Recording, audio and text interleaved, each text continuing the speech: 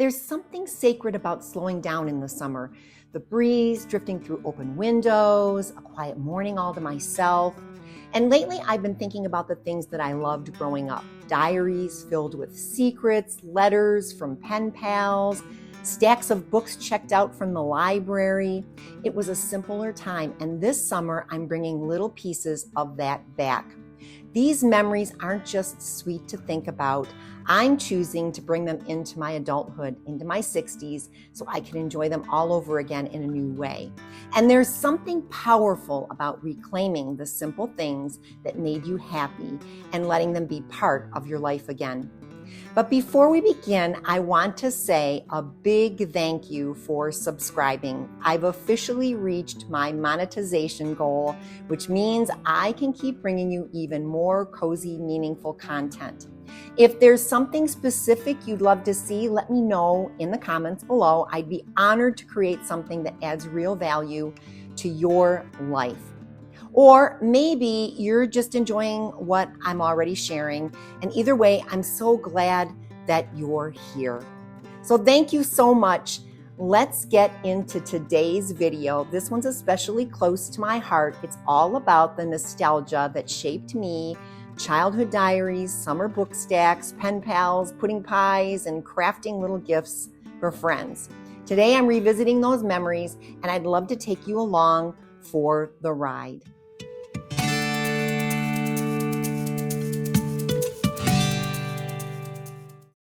Before I sit down to write, I love to make my iced coffee just the way I like it. I use coffee ice cubes I made earlier in the week. They keep everything strong and chilled without watering it down. And then I add my favorite nut pod creamer. It's just the right little comfort before I settle into a quiet moment. This part of my day is for me. And this is my favorite chair by the window. On soft summer mornings, I'll crack the window just enough to let in a breeze and listen to the birds waking up. Other days, I carry my journal outside to the patio where the gentle trickle of our pond makes everything feel still. It's a slow little rhythm, but it grounds me. When I was a girl, I had a little gold diary with a lock. Maybe you did too. It only had 5 tiny lines for each day, but I filled those lines with whatever my heart needed to say, and I'd sit on the floor next to my bed with a pillow behind me and write in it every night. That diary made me feel seen, even if no one else ever read it. Now that I'm older, journaling still means just as much. I recently found a new diary with a lock just like that old one, and it brought that sweet feeling right back. Some days I open it to write about something that made me smile, and other days I ask ChatGPT for a journaling prompt to help me reflect. It's not about being deep or polished, it's just about showing up and being honest with myself.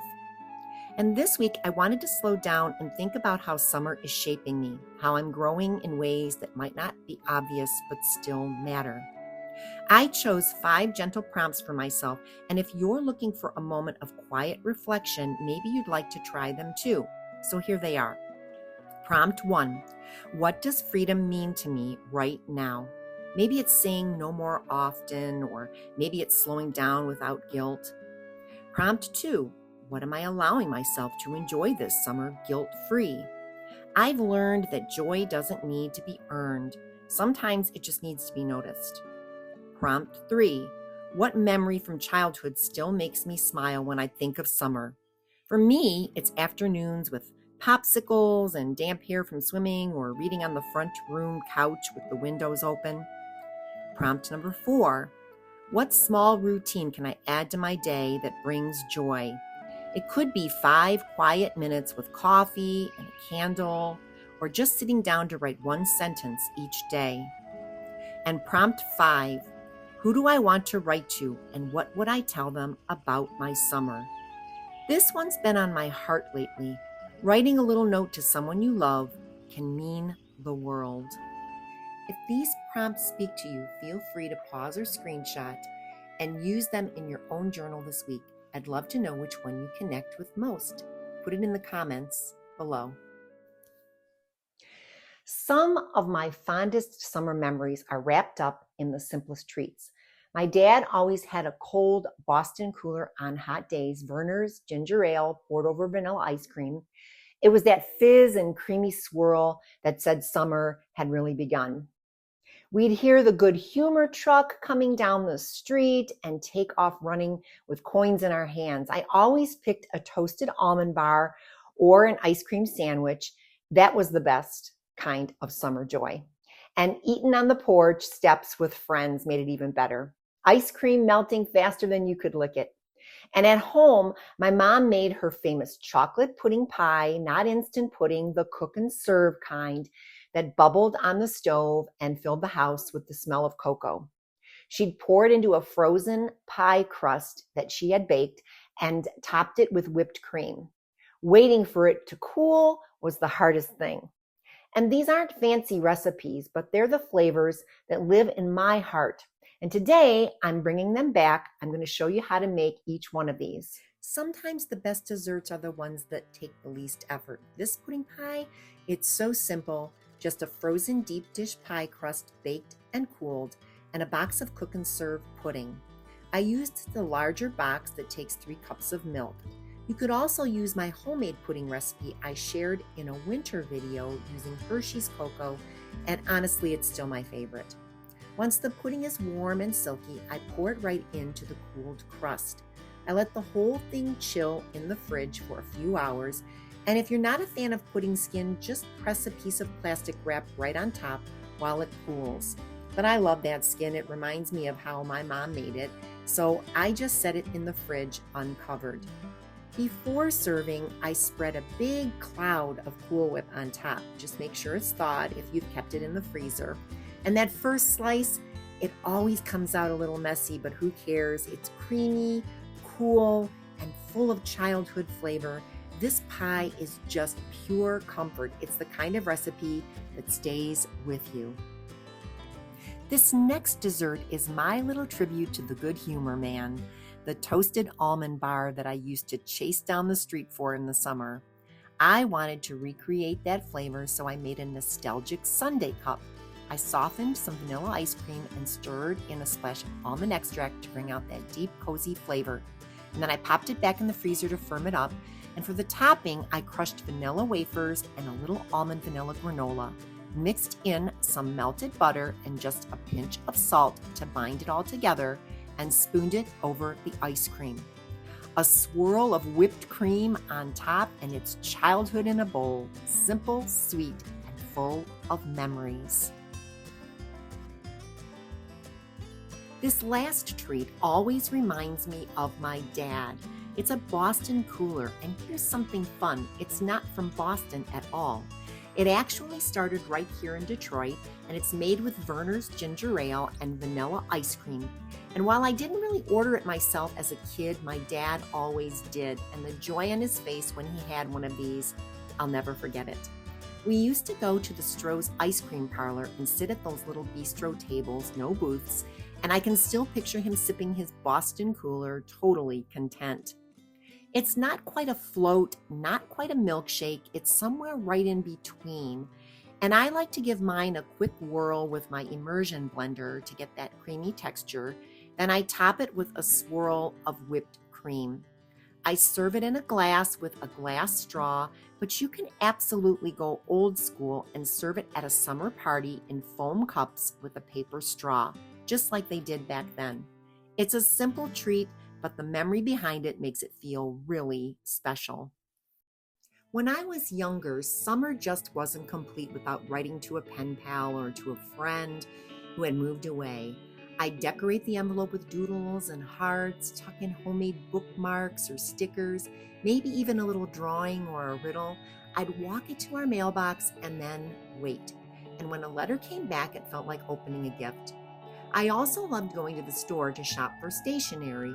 Remember those beautiful boxed sets with matching paper and envelopes? I'd spend so much time picking just the right ones. Lined paper, scented paper, tiny envelopes, even those little puffy stickers. There was always something new and fun, and I kept a drawer full of it at home, always ready to write a note to someone I loved. Now I'm recreating that same magic with my granddaughter Yuna. Even though she's all the way in Japan, it takes a while for things to reach her, but that just makes it even more special. In my craft room, I have a little station set up with everything I need: stickers, cards, flat puzzles, coloring pages, and books that can all tuck into an envelope. And because the letter can only be about a quarter-inch thick, I'm always on the hunt for small, meaningful things that still feel exciting to open. And I weigh everything on my tiny postage scale and add just the right amount of stamps. Then I write her name so carefully, seal it with love, and place one of my handmade canvas stickers right on the back. It's one of the most meaningful things that I do, and I think it matters, especially now, to bring something real and personal into someone's hands. If you have a grandchild, a niece, a friend, even an older relative, send them a little sunshine in the mail. It doesn't have to be big, just a note, a poem, a handmade card. Because the joy of checking the mailbox and finding something made just for you, that never really goes away. This 4th of July favor came together so simply, but it stirred up some of the sweetest memories. I wouldn't have made something like this as a kid, of course, but I would have been crafting. I was always taping, gluing, cutting scraps of paper, and wrapping up little handmade gifts. I was that kid with markers, glitter, and bits of ribbon covering the kitchen table. My grandfather was an artist, and in the summer, he'd teach me how to draw. Birds, flowers, little garden scenes, always with such patience. And I'd sit beside him, pencil in hand, watching his wrist and trying my best to copy it. I felt so proud when he said that looks just like mine. And then there was Carol Duvall. I'd sit on the floor in front of our little black and white TV and watch her turn the simplest things into magic. I'd take notes in a notebook, dreaming up ways to recreate what she made with whatever supplies I had at home. And crafting now brings me right back to those joyful moments. And I love that I still get to feel that spark. And this favor is my grown-up version of that childhood joy. I used a can of Faygo, the fireworks flavor felt just right for the 4th, and opened it with a special safety can opener. That pop can brought back so much for me. We always had Faygo in the cooler, and I remember sipping it on the porch after running through the yard with sparklers and sticky from watermelon and my hair damp from swimming in the pool. And we had big family picnics in the backyard, splashed in our pool until our skin wrinkled, and stayed up late to watch fireworks light up the sky. Those were the golden summer nights. So into this can, I tucked a few glow sticks, a sparkler, some nostalgic candies, and I tied it all together with a cute ribbon and a tag that I made in Canva that says, "Have a poppin' 4th of July." And while this one is themed to the 4th, you can absolutely make it your own. Just check your local store for fun soda cans. There are so many great ones to choose from now. And switch up the colors or treats to match your own party or celebration. It's simple, it's thoughtful, and most of all, it's full of heart, just like those summer days that I will never forget. This little stack of books sits on the end table by my favorite chair right near the window, and the light pours in just right here. It's one of my favorite places to read, and there's something about holding a real book in your hands, turning the pages, feeling the texture of the paper. It instantly brings me back to my childhood when I'd curl up with a book for hours, completely lost in another world. And these days I still take time to read every day, usually in the morning or early afternoon before the day sweeps me away. I carve out at least 30 minutes, sometimes more, just to slow down and enjoy a good story. And bookmarks, I've always loved them, and lately I'm drawn to the magnetic ones, but honestly, I'll pick up anything that speaks to me, a beautiful quote, a vintage design, something I find on my travels. They all feel like a small treasure tucked between the pages.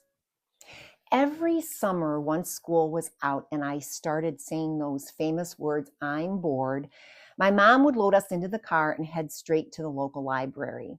The smell of the pages and the thrill of picking out a fresh stack of books to disappear into, it never got old for me. And I'd walk up and down the aisles, carefully choosing the perfect ones. I bought books through Scholastic book orders, and I circled my favorites on those little flyers and counted down the days to the book fair. I absolutely lived for it. And once I had my stack, I'd curl up on the couch in our front room, or stretch out on my bed, or sit out at the picnic table in the backyard, and I'd read until I finished every single one. Not much has changed these days. I still look forward to getting lost in a book, especially when it speaks to the heart. So let's get into some of my new summer reads that I got from this really cool bookstore in Columbus, Ohio called The Book Loft. There were 32 glorious rooms of every kind of book that you can imagine. And they even hand you a map so you can navigate around their store. And once I found my favorite sections, I was in heaven. My husband sat outside. He's not much of a reader, I'm afraid. And he just let me enjoy every bit of it on my own. There's a coffee shop right next door if you wanted something to enjoy while you browsed. But let's get into the books that I chose for this summer. This first book that I've already started reading and I am almost finished with is called The Heartbeat Library by Laura Imai Massini. And this uplifting tale centers on Shuichi, a Tokyo illustrator who, after his mother's death, travels to Kamakura and he meets Kenta, a young boy tied to his past, and learns about a real library on a nearby island that collects recorded heartbeats to honor memories. Through new friendships and the healing power of human connection, this story gently reminds us that shared compassion can bridge grief and bring peace. This book is The Teller of Small Fortunes by Julie Leong. This charming debut follows Dao, an immigrant fortune teller traveling between villages with her mule, offering only small fortunes, like a hint of rain or a stranger's feelings. And her quiet life is upended when she meets a reformed thief, an ex-mercenary, a baker, and a slightly magical cat as they search for a lost child. And the story brings warmth, community, and healing, strangers becoming family in the gentlest way. This is the last summer read, and it's called The Memory Library. When Sally's daughter Ella left for Australia 20 years ago, Sally started adding one special book a year to a home memory library, each with a heartfelt note. Now, after a fall, Ella returns to help, only to discover her mother's secret book collection. Over shared pages and quiet conversations, they explore family, forgiveness, and renewal. And it's a tender story celebrating books, connection, and second chances. And these 3 books that I've shown you are exactly the kind of soft, meaningful reads I love. Quiet, yet emotional, rich in heart and memory. And they remind me why summer is made for disappearing into a story that speaks to your soul. I've just tucked away my journal, the one with the little lock that reminds me of being a girl, and closed the last page of my summer read for today. I'm settling in now with a tall glass of iced tea and some lemon, and the soft hum of summer all around me. It's funny how the things I loved as a child, writing in a diary, crafting little things with my hands, reading books under the covers, they've all quietly followed me into this season of life. Only now they mean even more. And back then it was about discovering the world, and now it's about rediscovering myself in the quiet. That same spark, just a little softer, a little slower. And maybe you're finding that too, those small sacred joys from your past that still have a place in your life now. So that's my kind of summer, a little slower, a little sweeter, and filled with the kind of nostalgia that makes you smile without even realizing it. I also put together a playlist too of soft, cozy songs that take me right back to those simple summers. They're perfect for journaling and sipping something cold or just sitting in the quiet for a while. You'll find it linked in the description below. And if you're feeling a little quiet this summer, that's more than okay. Sometimes the stillness is where we remember who we are. Thank you so much for spending part of your day with me. I'd love to hear what kind of nostalgic memories do you carry with you? Are you bringing any of them back into your life like I am? And don't forget to come back next week. I'll be sharing a few ways that I streamlined my life at 60, making space for more joy and less clutter and a lot more ease. I'm Mimi Homestyle, and I'm so happy that you're here. See you next time. Hey friends, thank you so much for watching today's video. I hope you found some fun and budget-friendly ideas to bring into your home. A special shout out to all my subscribers. You guys are amazing. And if you're new here, don't forget to hit that subscribe button and tap the notification bell so you never miss a video. I post weekly with more home decor, party planning, and DIY goodness. Also, check out my shop at Grin and Print on Etsy. I've got some fun games, printables, and party supplies that I know you'll love. Thanks again for all your support, and I'll see you in the next video.